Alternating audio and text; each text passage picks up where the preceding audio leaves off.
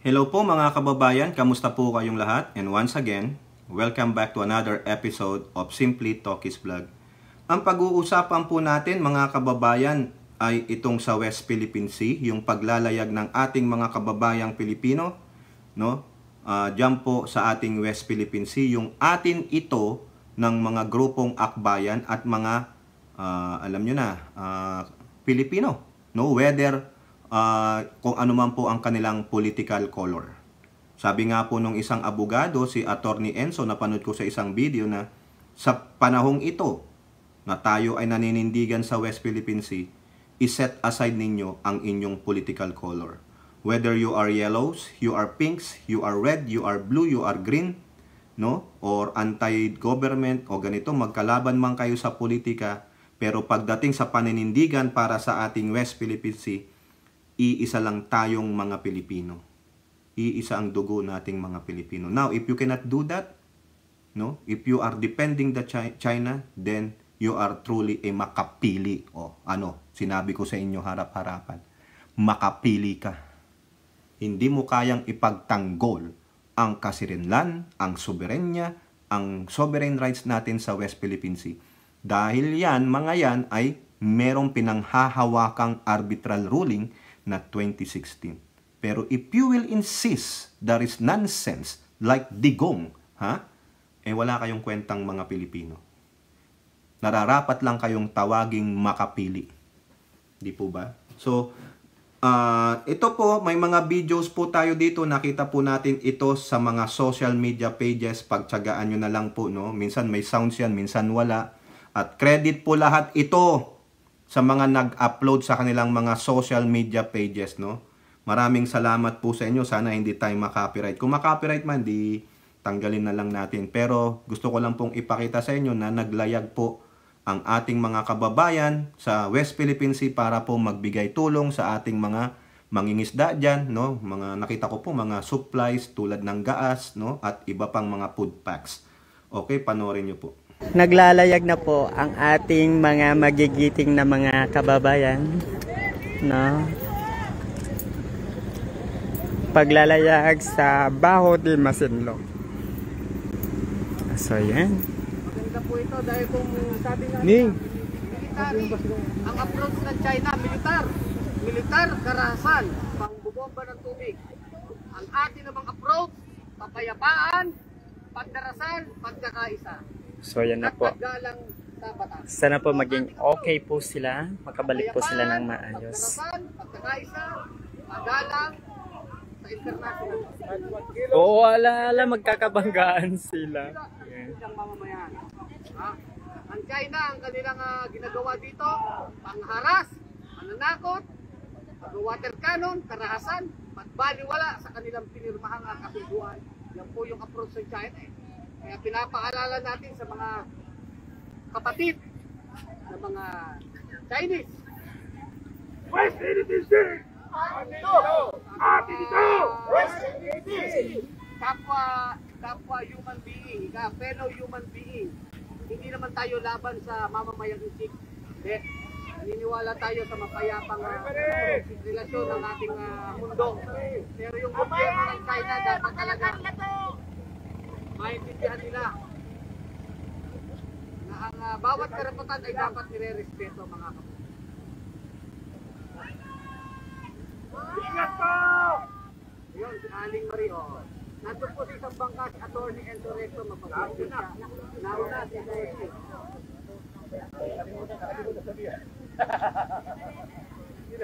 Yan po yung mga mangista natin, Kadudoy! Kadudoy! Buhay kayo, Kadudoy!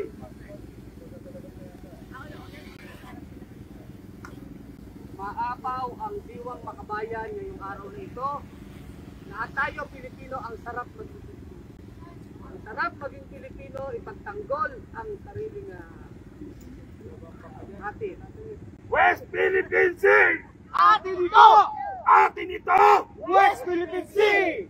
Atin ito! West Philippine Sea! West Philippine Sea! Atin ito!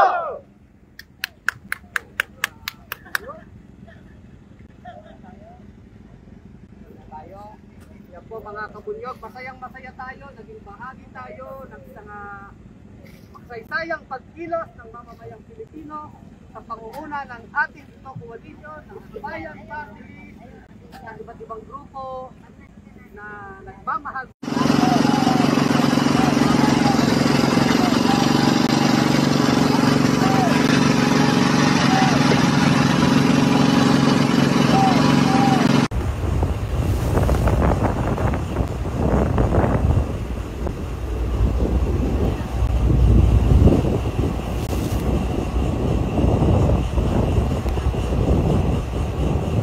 So yan po, no, mga kababayan, nakakatuwa, no? Wala silang pakialam.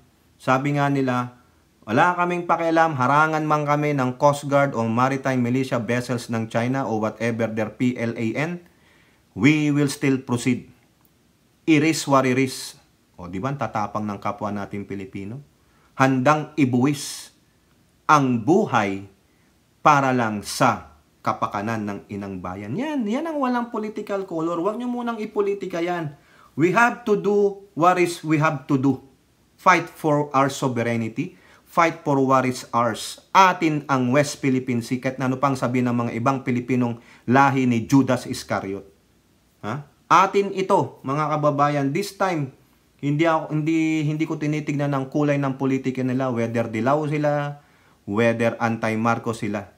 Kasi ang Pangulo ng Pilipinas ay naninindigan. Ano ang sabi ng Pangulo?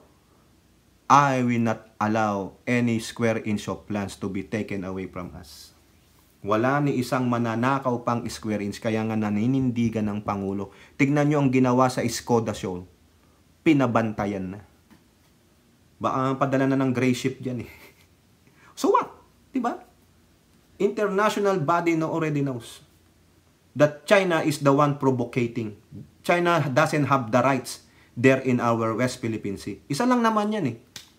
Honor the arbitral ruling. Wala tayong problema. Bigyan nyo sa amin ng West Philippine Sea namin. Ang laki-laki ng South China Sea. Ha? Sinasabi nyo naman, hindi nyo inaangkin ng buong South China Sea. And why you are in our exclusive economic zone? Diba? O, English yung ba to, ha? Diba? O, sa paglalayag po ng mga kababayan natin dyan sa West Philippine Sea, no? Mabuhay po kayo, sir, mga madam, no? O, magkakakampi tayo ngayon pagdating dyan sa West Philippine Sea. Kung yung pa rin ang paninindigan nyo, magkakakampi tayo. Kung iba ang paninindigan ninyo sa West Philippine Sea, you are siding with the narratives of the China, then so be it. Tatawagin ko kayong makapili. Mga traidor kayo. Di po ba? Tama, mali. O. Now, dyan po sa paglalayag ng mga kababayan nating Pilipino, dyan sa West Philippine Sea, humaharang din po ang China dyan. Nagpadala nga sila ng marami dyan eh. No? Mahigit yata sa 30 ng mga Chinese militia vessels, no? O. Sabi sa Manila Bulletin, ito po. Chinese vessels shadow atin ito convoy. O yan, shadowing lang naman sila eh. No? Magagawa nila, saktan nila yung mga civilian. Disaktan ninyo, di ba? Talagang makikita ng buong mundo gaano kayo kagago. Magdadala lang ng probisyon, ayaw nyo pa? O, ninanakaw ba yung kalikasan dyan sa West Philippine Sea? Hindi. Di ba? Baka nga yung pamimigay pa nilang provision, made in China pa eh. Yung box, made in China eh. At least 2 China Coast Guard vessels tailed the convoy of the Atin Ito coalition near Baho de Pasinloc on Wednesday. The first one, CCG ship with bow number 4109, was monitored at 6 p.m. just as the civilian convoy was around 50 nautical miles away from Baho de Masinloc, Progressive Group and coalition member Akbayan Party said. The second one was CCG 4108, which sailed closer to the convoy. O dapat binigyan nyo na rin po ng pagkain ng ramen. ng Lucky Me, hoy, gawang Pinoy, sabi mo. Philippine Coast Guard vessel BRP Bagakay protected the contingent according to Akbayan Party. Atin ito contingent will continue with its course. Ayan. Diba? Tama yan. Earlier in the day, the coalition successfully installed floating markers and distributed provisions including fuel to Filipino fishermen at 14 nautical miles at Palawig Point in Zambales. Ay, alam ko yan, no? Sa Palawig. Okay? O, ayos po yan. Maganda po yan. Pero may nag-shadowing. Ay, okay lang yan. Shadowing. Basta walang water cannoning. Iwa-water cannoning nyo pa yung bangka. Pag namatay ang mga yan, yari kayo. Ha? O ito naman po ang sabi ni J. Tariela. Marami po akong na-save na article about dyan sa West Philippine Sea, pero isa-isahin natin para hindi po kayo maburyong. Kasi pag West Philippine Sea ang topic ko, ala pong ganong viewers eh. Ayaw po nila, mukhang naka-block tayo pag West Philippine Sea, pag sinasabi ko ng mga chekwa, putang ina, walang ano. Ayaw iparating mga kababayan, mukhang merong naka-block eh, pag sinabi ko na yun eh. PH has no plans to militarize West Philippine Sea. Ayon po yung kay PCG spokesperson, no? Ayan po yung ulat sa Manila Bulletin. The national government will not militarize the West Philippine Sea even as a civilian group launched a mission to establish their presence in the disputed waters of Bajo de Masinloc, Scarborough, or Panatag on Wednesday. Commodore J. Tariela, Philippine Coast Guard spokesperson for West Philippine Sea, said the regatta conducted by the Atin Ito Coalition, a civilian group advocating for the country's rights in West Philippine Sea in Bajo de Masinloc, was not a prelude to the establishment of the military's presence. Hindi po yan, civilian po yan. No? Walang kinalaman dyan ng military sa Atin Ito Coalition. It's all civilian. Private po yan. No? So, hindi iyan ang prelude para magawa ng military presence. No, we don't want to militarize yan. Kasi iba na naman ang iisipin ng mga Chekwa. Eh, alam nyo naman yan, makikitid ang utak. Kasi bakit? Makitid na nga ang paningin, makikitid pa ang utak. Oh. Baka sabi nila, oh, nagmi-militarize, we will send our gray ship there. Oh, yun na, yun na. Yung mga kanilang mga aircraft carrier, ayun na. Let me emphasize that the convoy of the Atin Ito Coalition is not sanctioned by the national government. Correct. Sila-sila po yan, private. No? Wala po kailangan gobyerno dyan. Pero itong mga inchik, yun, gumagawa ng propaganda. May nakita nga akong video eh, sa next article natin, next content natin yan. No? Para hindi kayo maboring. I reiterate that their decision to go to Bajo de Masinloc is voluntary. We did not force them. We did not instruct them. This is voluntary on their part and this is a civil society initiative, sabi ni Tariela. However, the official admitted that the PCG supports Atin Ito initiative. O PCG, kasi civilian nature ang PCG. Hindi naman military ang PCG. Ang PCG nasa DOTR. This is a good sign. Because of the transparency strategy we started issue last year, there are civic society groups that are now showing their support to our position in the West Philippine Sea. So lahat po ng sumusuporta sa West Philippine Sea, comment lang kayo. Atin ito, dyan sa comment section. Atin ang West Philippine Sea, yan ang i-comment nyo. O atin ang WPS, yan, comment nyo dyan. Yung hindi mag-comment ng atin ang WPS sa content na ito, eh, alam na. Alam na, di ba? Alam na this. Yun lang ang gusto kong i-comment nyo dyan.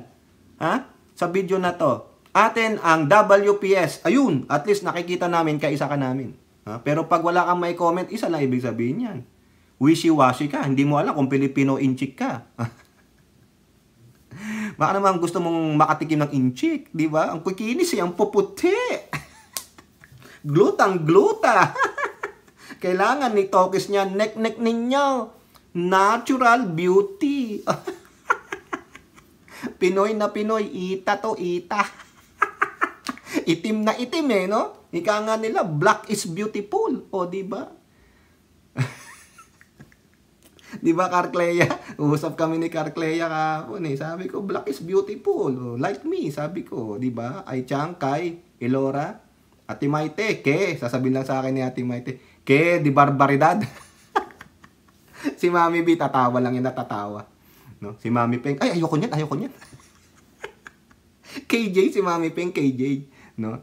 Okay. Labas tayo dyan sa West Philippine Sea. Balik na tayo sa ating mainland. No? Tapos na tayong mag-atin ito. Okay? Pasok naman tayo dito kay Pretty Woman. Sayang ang ganda nito. Inchik pala. Pretty woman, walking down the street. Pretty woman, the girl I like to meet. Alam nyo, mga kababayan, no? Itong ng Banban Tarlac Mayor na si Mayor Alice Guo, binabouch po siya. No? Mukhang marami pong nagpapatunay na itong si Bamban Mayor, Pilipino. Binabouch siya No? Talagang kinakampihan siya ng mga residente ng Banban. No? Sabi dito sa politiko, Bamban resident vouch for Alice Guo's Filipino citizenship. Sa farm siya lumaki. Kalaro niya anak ng kapitbahay namin. Sa farm pala. Di ba? Ayan po ang sabi nila dinidepensa po nila. Ang mayora po namin ay tunay na Pilipino. Dito po siya nakatira. Meron siyang farm at dito na siya lumaki. Nakikipaglaro sa anak ng kapitbahay doon sa bukid nila doon. Okay, pero it remains to be seen. Sobrang bait niya. Wala kaming makitang pangit sa kanya. Pero maganda kaya napapaiyak kami. Puro maganda kaya napapaiyak kami.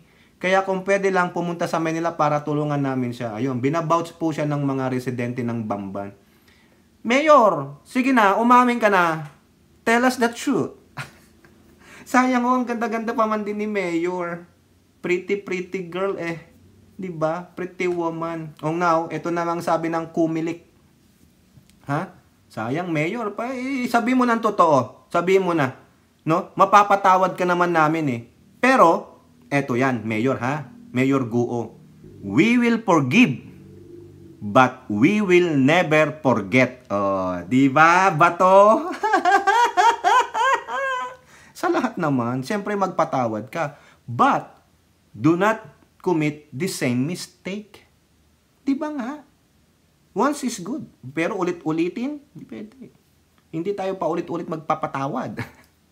Pero sabi nga ni Christ, forgive your brother 70 times 7. Ibig sabihin, forever. Pero sa pagpapatawad mo, don't forget. If they are committing the same mistakes, what's the use? Di ba? Tao lang, sabi nga nila. Tao lang. Nasasaktan din. Drama. Para kang bato, Ai-chan. Si Ai-chan, ulitin ko, kamag-anak ni Kai. Magkamag-anak po sila. Bakit? Tanungin nyo silang dalawa. Kai, baka nga si Elora, godmother nila Di ba? Ay nakalimutan nating mag-shout out. Kayo naman, no? Mag-shout out muna tayo sa ating mga channel members, followers, subscribers, nagla-like at nagsishare ng ating mga video, sa mga nagbi-video replay, sa mga nagsishare ng kanilang blessings, sa mga katuwang natin dyan sa video premiere, tulad ni Ate Maricris Hernandez, Elora Lee, si Kai, si Tita Aurora, sa buong Simply Talkies vlog, mga fans, followers dyan sa Palawan. Shout out po lahat sa inyo. Kay Ai-chan, Miyu, Kaluyal Wanabet, Kaluyal Senchang, si Mastan, Alex Andrade, Mami B, Mami Peng, mga mamis, no? Si Ate Maite, Maritel T, Priscilla Acepcion, Lorna Rafael, si Ilocana Kana, si Carclea, Hattori, RN Tusens, lahat na kayo dyan. Okay? Yun, nakalimutan natin yun. Baka may magtampo, mga kababayan. Yung mga sinusubaybayan natin, pinanonood natin mga vloggers, influencers ng mga pro-admin, si Carclea, si Top 1, no? Si Mike Abe, si Mike Cervera, hindi ko po binabanggit.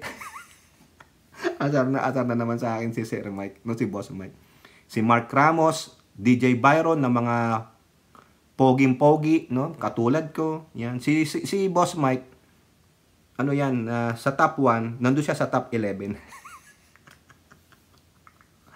Si JIL Review TV, si Mami Peng, si Munting Tinig, Ali Bugha. No, sino pa ba? May nakalimutan ba ako? Si Papa Trix, saka si Maestro Paul TV. Ang dami ko pinanonood. Pati si Direk Freddy Valera, pinanonood ko. What the fuck? Ayun lang po. Nako, baka may magtampo. The rest, wala. Di tayo kilala. Okay? Si Kakopi, shout out. Okay, punta tayo dito kay Mayor. No? 'Di ba sabi doon binabouch siya ng mga residente, mga constituent niya sa Banban. Ngayon, ang COMELEC kasi natitira dito ang COMELEC no? Sila ang tinatamaan dito. Anong sabi dito? Inquirer. COMELEC, Bamban Mayor may face perjury charges. Ayun. Perjury. Ano ba ibig sabihin ng perjury? Hindi po 'to yung ayon sa jury hindi. Ang sabi ng perjury, according to Wikipedia, swearing a false oath. Parang nag-swear ka ng yung hindi ka nagsasabi ng totoo. Ha? Falsifying an affirmation to tell the truth. Kumbaga, sabi mo magte-tell ka ng truth pero nag-lie ka. O yun, perjury. Okay? Nakuha niya? Nagsisinungaling. Yan. While it has already distanced itself from the issue, the COMELEC self-embattled Bamban Tarlac Mayor Alex Guo may be charged with perjury if she is proven to have misrepresented herself as a Filipino citizen when she filed her bankruptcy o her candidacy. Ha? Yun po yan. Kasi nung nag-fill up, ito na-topic na natin to eh. Nung nag-fill up siya ng COC niya, meron pong portion doon na Filipino citizen, permanent resident. Ang chinek niya yata is Filipino citizen. Pero pag ito, after all the findings of this, ng Senate hearing na ito, natagpuan, napatunayan, nila Risa Hontiveros and his members in the committee, na hindi pala siya Filipino citizen, perjury, revoke yan dapat.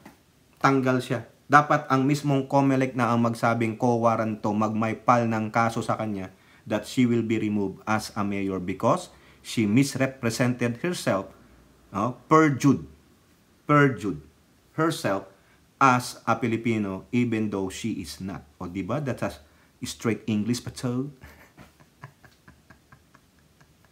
After a Senate hearing on Monday, COMELEC Chair George Garcia said there was a possibility that some candidates in the 22 elections, including Guo, had submitted fake documents, particularly about her Filipino citizenship, that allowed her to run as the mayor of the municipality. Very fishy talaga eh. Pero naawa po ako dito kay Mayor Guo eh. Sa totoo lang hindi sa naawa ko dahil maganda. Maganda naman po talaga siya. No? May itsura. Chinita. Di ba? Nakakaawa po. Kung ako sa'yo, to stop this, this thing, how do you put that in English? Magsabi ka na ng totoo kaysa umabot pa sa malaking kahihiyan ito. Mag-executive hearing ka, executive session ka na lang kay Risa Hontiveros and their colleagues, kay Gatchalian.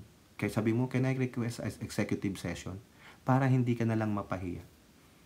No? Sayang, no? Ang ganda-ganda pa man din niya, parang ang sasabi ka ni Ilora, para siyang si Salt, yung moving salt ni Angelina Jolie. Di ba ang ganda-ganda ni Angelina Jolie? Yung pala siya ay spy. O di ba, Mayor Guo?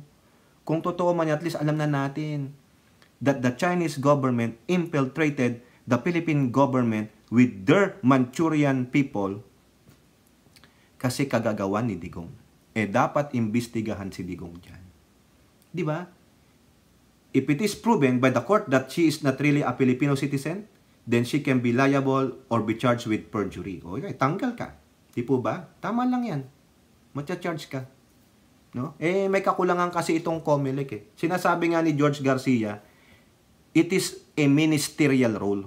No? Hindi sila yung talagang toro na yung pag nag-submit ng CNC, they have to do a background checking of that candidate. Hindi po sabi niya, the COMELEC presumes that all the information the candidate put in their COCs are correct until a disqualification or cancellation of candidacy case is filed by a registered voter. Yun lang po.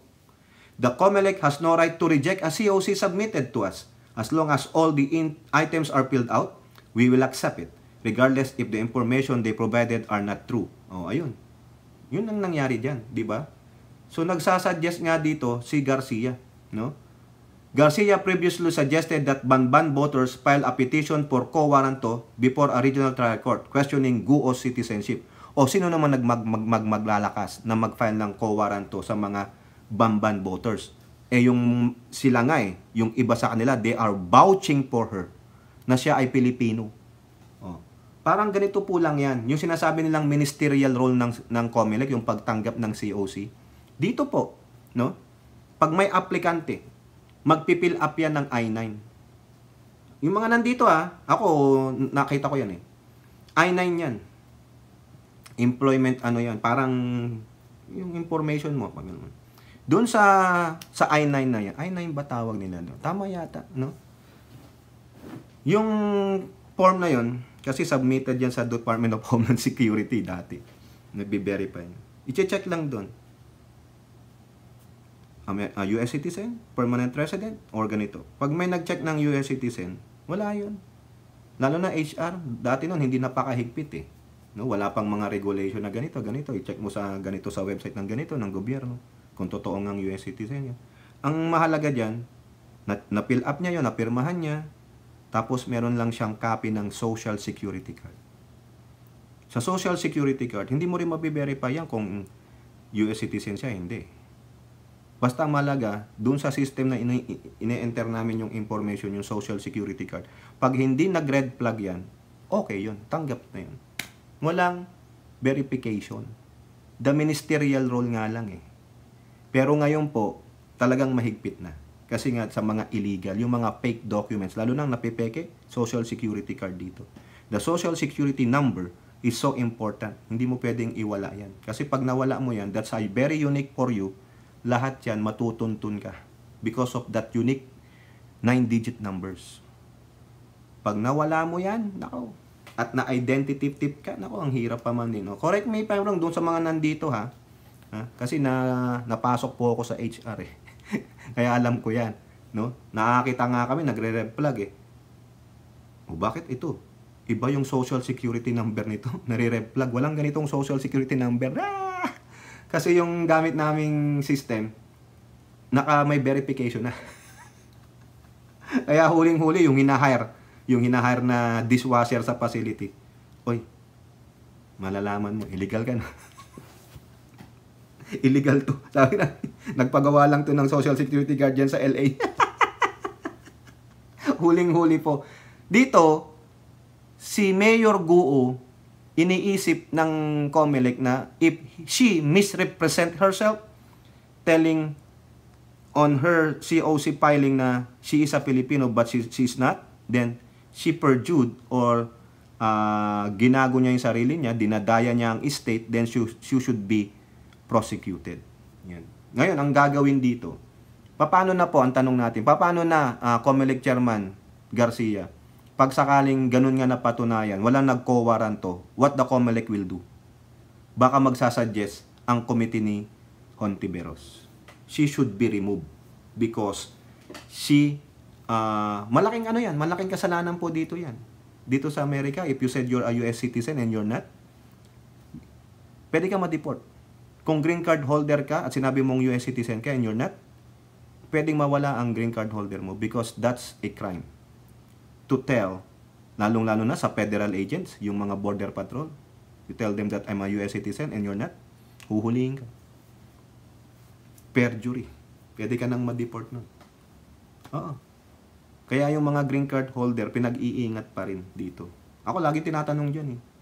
Uy, Tukis, pwede na ba akong bumoto, green card holder? Hindi, wala yan. Kasi binabasa ko po yan. Hindi ka pwedeng bumoto. Pag green card holder ka, wala kang karapatan. Hindi naman sinabi doon sa book ng US citizenship na o US permanent resident. May mga rights ka, but not like the rights of a citizen. Ibang-iba. May mga limitations. Kaya be wary pa rin. No? Yun yung pinsan ko eh. Nag-aalala siya kasi may traffic violation siya. Pinull over daw siya ng pulis eh. Naku kuya, sabi niya, mumblema ako. Mag-a-apply daw siya ng US citizen. Baka hindi ako ma-approve kasi makikita yun. Kasi nakikita po ng mga immigration officer base sa kwento ng mga nag-US citizen. Kinikwento nila sa akin. Lahat yan pag nagsinungaling ka. Kasi dun sa application mo daw, meron dun yung criminal background eh. Pag sinabi mong nan, nakita nila sa system, may yes, yari ka. Nang mahirap, dito po, no, kay Guo, dito kasi pag, halimbawa, green card holder ka, immigrant ka lamang, nag-typewriting ka sa pulisya, delikado na. Yan. Malabong ma-approve ang citizenship mo. Unless otherwise, special circumstances. No? Itong si Guo, kung napatunayan that she perjured, no, yung perjury niya sa kanyang misrepresenting her application, tanggal ka dapat. Hindi ka mapagkakatiwalaan. Ano yung sabi ni yung kay Marcoleta? Di ba? Yung nangyari kay Erwin Tulfo na yung may kaso siya na may penalty yata ng Supreme Court libel. Anong tawag nila doon? Yung Nakalimutan ko. Gagayahin ko na lang si Guo. Hindi ko po maalala, Your Honor. O eto pa. Ha? Hindi lang sa COMELEC mayayari si Mayor Guo. Eto na. Solicitor General looking into Mayor Guo's case. O ayan, sa GMA News Online. Solgen Minardo Guevara on Wednesday said that his office may file a co-warranto petition. Ayun na, Solgen na. Maybe daw, magpapile ng co-warranto laban kay Mayor Alice Guo to hold public office if it finds a possible reason to do so. Okay? According to Guevara, the Office of the Solicitor General is now gathering relevant information on the case of Guo, who is being investigated for alleged involvement in illegal pogo, hub, and whose identity as a Filipino is being questioned. If there is a good reason to believe that the subject unlawfully holds or exercises a public office, the OSG may commence action on its own. More specifically, a petition for co-warranto. O, di ba narinig nyo na yung co-warranto na yan? May natanggal nga dyan na sa Supreme Court Justice yung babae. Di ba natanggal siya? Na co-warranto siya eh. Hindi po si Janet Garin. Si Janet Garin, DOH yun eh. No? Si Sirano ba yun? No? Itong co-warranto, ang sabi po dito, Latin for by what authority? O, sabi dito, by what authority this person holds this office. The term co-warranto is still used today even though the phrase no longer appears in the statutes. Oh. Sabi dito, co-warranto is called by what authority. Ayan. Di ba? Anong karapatan mo para mag-hold ng office? Yan. Tama po yan. Ganun po ang nangyari doon kay yung babaeng Supreme Court Justice, yung appointee ni Panot, na co-warranto. Sino ba yung nag-file ng co-warranto sa kanya? Nayari siya no? Di ba? According to the Supreme Court, a co-warranto proceeding is a legal remedy to determine a person's right or title to a public office and to oust the holder from its enjoyment. O, correct. Malay mo, mamaya si Risa Hontiveros na lang ang mag-file ng co-warranto sa kanya. Okay? So, antay-antayin po natin, no? Kasi hindi pa tapos yung hearing na yan. Malalaman natin, mapapind out natin yan. Eh, alam nyo naman si Hontiveros, very ano rin yan, meticulous. Alam nyo na, progressive group member yan. No? Now, ito last article natin. Amy Marcos. Nakita nyo yung mga picture ni Amy Marcos, di ba? Yung gumaganon-ganon. Katabi niya si Mayor Alex Guo. Namimigay siya ng ayuda sa Tarlac, no? Through AICS ng DSWD. Kala mo, pera niya naman yung pinamimigay niya dun. Di ba? Anong sabi sa Abante? Amy, suki, Tarlac Mayor sa ayuda. Suki pala ni Amy, oh. Kumalat sa social media, naging ugnayan ni Senator Amy Marcos sa kontrobersyal na alkalde ng Banban, Tarlac na si Alice Guo. Ito ay matapos ma-question ang citizenship ni Guo at sa Pogo. Ha? Ayon sa report ng Politico.com, nag-post si Guo ng kanilang larawan ni Amy sa Instagram account nung bumisita ang senadora sa Bamban noong Hunyo 1, 2023. Thank you po, Madam Senadora, Senator Amy Marcos, in behalf of the people of Bamban, Tarlac. Super thank you po ang bawat pamilya kabanban. Binisita ng presidency ng Bamban para sa distribution ng ayudang assistance to individuals in crisis situation ng DSWD. Gamit na gamit ni Amy, oh. Oh, di ba? Suki pala siya, kilala pala ni Amy si Mayor, eh. Sanggang dikit pala kayo, eh. Alam na dis. Kung sakaling incheck yan si May Alice Guo, alay Amy, no? Gagamitan ka na naman ng shotgun photo, churem, nung pambansang professional liar, pambansang jukebox queen dito sa LA. Guilty by shotgun photo. Maka-inchik. Amy, suki ka pala, Suki. Ano ang meron, di ba? O, kayo po. No? Anong masasabi nyo dyan? Kaya siguro, suki siya dun eh. Di ba may pogo? Baka it's about time. Baka naglalakihang maleta din. Di ba may resort? Naglalakihang maleta ang dala ni Senatora Amy, para siya ay magi-stay in sa resort. Kayo naman, ano ba iniisip ninyo? Wala po akong sinabing gano'n kung ano man po ang mga malisyosong utak ninyo. Siyempre, may resort. Magsiswimming siya, magi-stay siya doon. Vacation to the max. Ano ba nasa isip ninyo? Ano ba naman nung maleta? Eh, di damit niya. Pang swimming niya, naglalakihan nga lang. Eh, marami, malay nyo, mag-stay siya doon, staycation siya. O, di ba? Ay, Changkay. O, kayo po, ano pong inyong masasabi? Comment down below. And don't forget to like and share. Hope to see you on the next videos. Bye-bye. God bless.